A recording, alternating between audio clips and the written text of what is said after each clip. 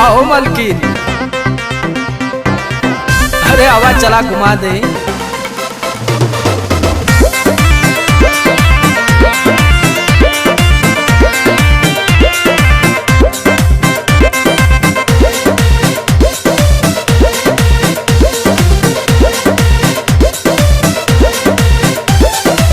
चलो ना जानू आज पटना घुमा दूं। अच्छा? चल के बजरिया में शॉपिंग करा दूं।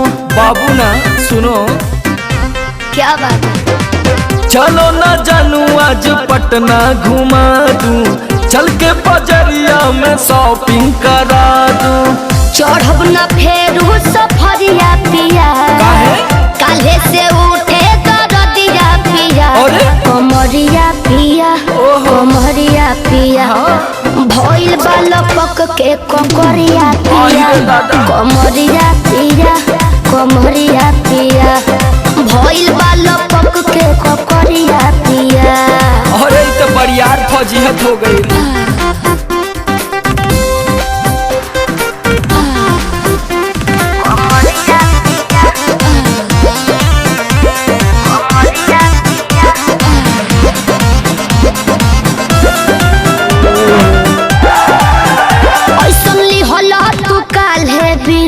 राजा जी लागे भइल बा कमरिया की रेख राजा जी, बुझो नहीं?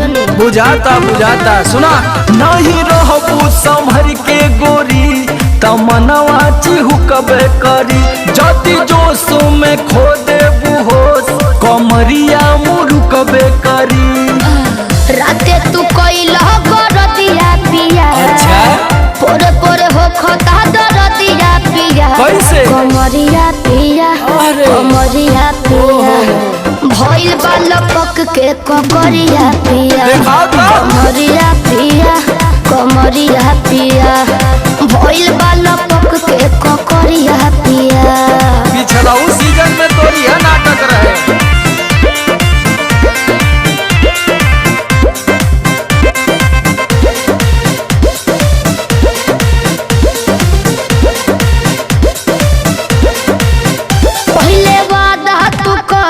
आशीष पिया हो, कौन करब ना अब साजिश पिया हो।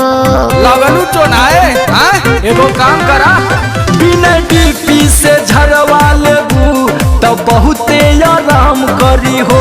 जब दबी है कमर समर दवाई नियन काम करी हो। बुझाइल? ले आवई मदन हरदिया पिया, पगली तबे नु जाई सरदिया पिया, कमरिया पिया, कमरिया पिया, भइल बाल पक के ककरिया पिया, कमरिया पिया, कमरिया पिया, भइल बाल पक के ककरिया पिया।